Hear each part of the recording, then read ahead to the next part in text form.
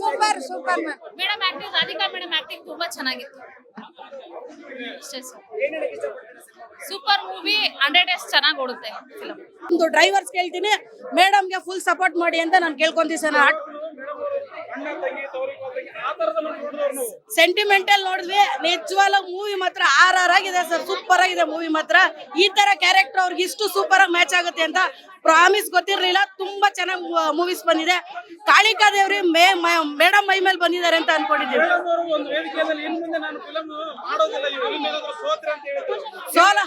Solo ಮಾತೇ ಇಲ್ಲ sir. ಇಡೀ ಕರ್ನಾಟಕ ಅವ್ರ ಹಿಂದೆ ಇದೆ. ಯಾಕೆ ಸರ್ ಸೋಲ್ತಾರೆ? ಸೋಲೋ ಮಾತೇ ಇಲ್ಲ, ಗೆದ್ದೇ ಗೆಲ್ತಾರೆ. 100 ಡೇಸ್ ಮೂವಿ ಓಡುತ್ತೆ ಸರ್. ಮೇಡಮ್ ಮತ್ತೆ ಫಿಲಮ್ ಅಲ್ಲಿ ಇದ್ದೇ ಇರ್ತಾರೆ. ಮೂವಿಗಳು ನಮ್ಗೆಲ್ಲ ಚಲನಚಿತ್ರದಲ್ಲಿ ಬರ್ಬೇಕು, ನಾವೆಲ್ಲ ನೋಡ್ಬೇಕು ಮೂವಿನ. ತುಂಬಾ ಸೂಪರ್ ಆಗಿದೆ ಸರ್. ಭೈರಾದೇವಿ ಸಿನಿಮಾ ಉಳ್ಕೊಂಡಿಲ್ಲ. ಅರ್ಧ ಗಂಟ ಆಕ್ಚುಲಿ ನಮ್ಮ ರಾಧಿಕಾ ಕುಮಾರಸ್ವಾಮಿ ಅವರು ಹಿಂಗೆ ಆಕ್ಟಿಂಗ್ ಮಾಡ್ತಾರೆ. ಹಿಂಗ ಏನ್ ಭಯ ಯಪ್ಪ ತುಂಬಕ್ಕಾಗಲ್ಲ. ಪಕ್ಕದಲ್ಲಿ ಕೂತಿದ್ರು ಕಿರ್ತಾ ಇದಾರೆ, ಅಯ್ಯೋ ಅಂತ ಕಿರ್ತಾ ಇದಾರೆ. ಈಗ ಅಯ್ಯೋ ಇವರು ಏನ್ ಭಯ ಅರ್ಧ ಗಂಟ ಸರ್. ಆಕ್ಚುಲಿ ಅರ್ಧ ಆದ್ಮೇಲೆ ನಮ್ಮ ರಾಧಿಕಾ ಕುಮಾರಸ್ವಾಮಿ ಅವರು ಒಳ್ಳೆ ಬ್ಯೂಟಿ ಆಗಿ ಬರ್ತಾರೆ. ನೋಡಕ್ಕೆ ಎರಡು ಕಣ್ಣು ಸಾಕಾಗಲ್ಲ ಸರ್. ಸಖತ್ ಬ್ಯೂಟಿ ಸರ್, ಸಖತ್ ಬ್ಯೂಟಿ ಸರ್. ಇವಾಗ ಕೂಡ ರಾಧಿಕಾ ಅವರು ಸರ್ ಯಾಕೆ ಹೇಳ್ತಾ ಇಲ್ಲ ಅಂದ್ರೆ ಅರ್ಧ ಆದ್ಮೇಲೆ ನಮ್ಮ ರಮೇಶ್ ಅವರು ಸಿನಿಮಾದಲ್ಲಿ ಬಿದ್ದೋಯ್ತಾರೆ ಸರ್. ಬಿದ್ದೋಯ್ತಾರೆ ರಾಧಿಕಾ ಮೇಡಮ್. ಆಕ್ಚುಲಿ ಸರ್ ನಾದಿನಿಯಾಗಿ ಆಕ್ಟಿಂಗ್ ಮಾಡಿದ್ದಾರೆ. ನಾದಿನಿಯಾಗಿ ನಮ್ಮ ರಾಧಿಕಾ ಅವರು ಆಕ್ಟಿಂಗ್ ಮಾಡಿದ್ದಾರೆ.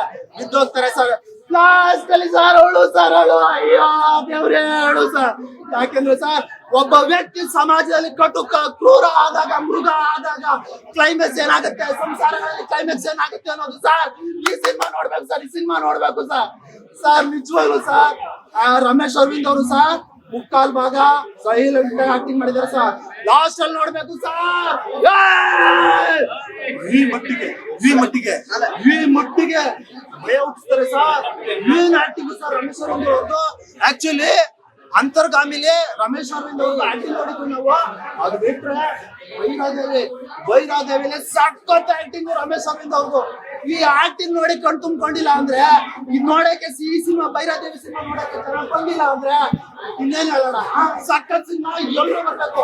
5 ವರ್ಷ ಕಷ್ಟಪಡ್ತಿದ್ದಾರೆ ಸಿನಿಮಾನ.